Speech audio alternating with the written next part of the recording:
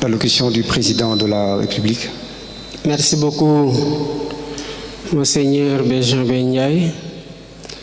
Je voudrais tout d'abord vous saluer respectueusement. Saluer tout le clergé, les laïcs, les fidèles.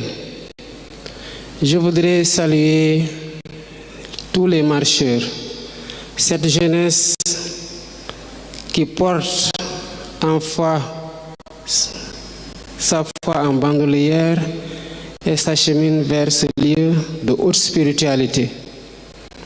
Nous prions pour qu'ils arrivent en paix et qu'ils puissent sacrifier au pèlerinage pour lequel ils auront marché des kilomètres. Nous prions surtout pour que Dieu accepte les prières qui seront formulées ici. Monseigneur, je viens ici en témoignage à la reconnaissance que j'ai pour la communauté catholique. Je viens ici à ma qualité aussi, principalement de président de la République, soucieux des conditions dans lesquelles la forte communauté qui se déplace ici accomplit le rituel annuel du pèlerinage marial de Popenguine. Je viens aussi pour constater et apprendre avec vous tout ce qui doit être fait et tout ce qui reste à faire, et qu'ensemble nous puissions identifier les priorités du moment et surtout les meilleurs délais de réalisation et de finalisation de ce formidable édifice.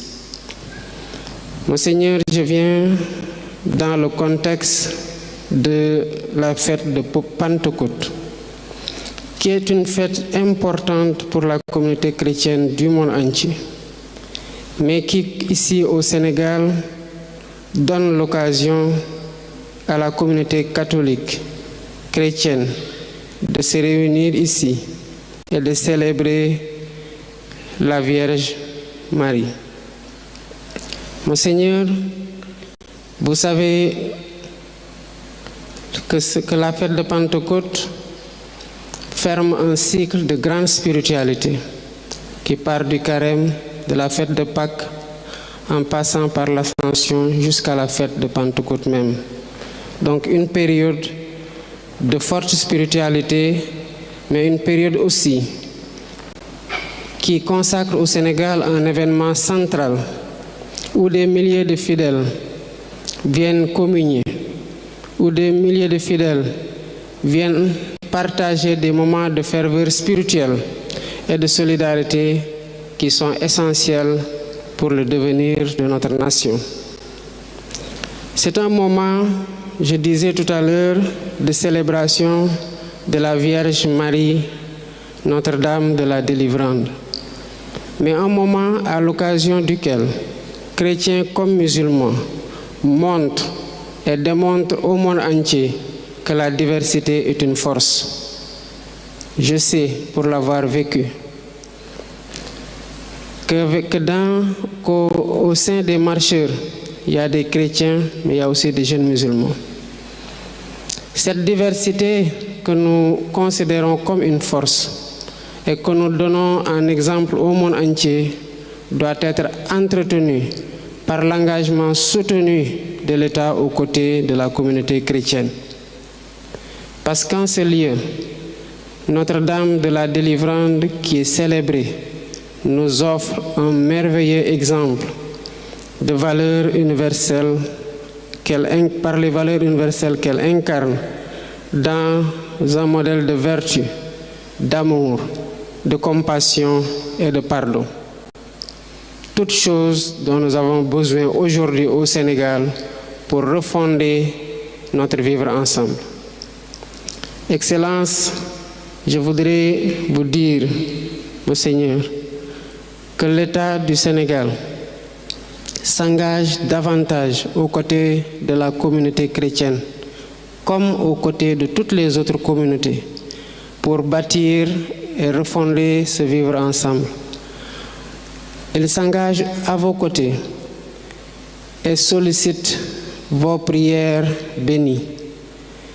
Tout comme à mon titre personnel, profitant de ma visite ici, je le sollicite de vous, de l'ensemble du clergé, des laïcs, mais aussi de tous les fidèles et de tous les marcheurs, mais aussi de ceux qui ont eu l'intention, mais qui pour des raisons de santé, de vieillesse, ne peuvent plus accomplir ce rituel qu'ils ont accompli pendant tant d'années.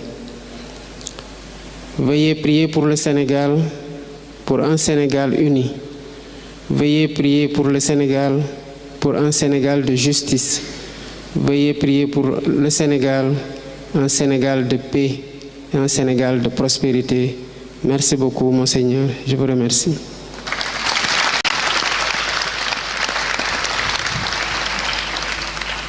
À présent, nous allons procéder à la remise symbolique du cadeau.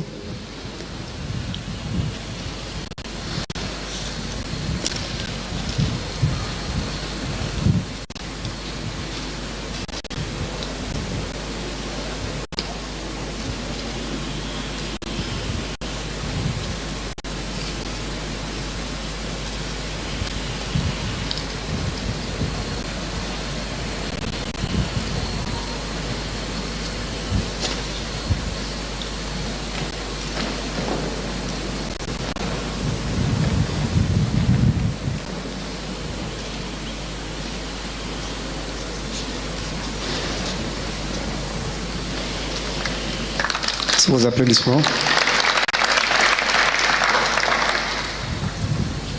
Nous sommes arrivés au terme de la rencontre. Connaissant les délais et le temps imparti au président, nous allons laisser les autorités se retirer afin de poursuivre l'organisation avec les membres du comité et l'ensemble de la délégation de l'Église qui encadre l'organisation de ce pèlerinage.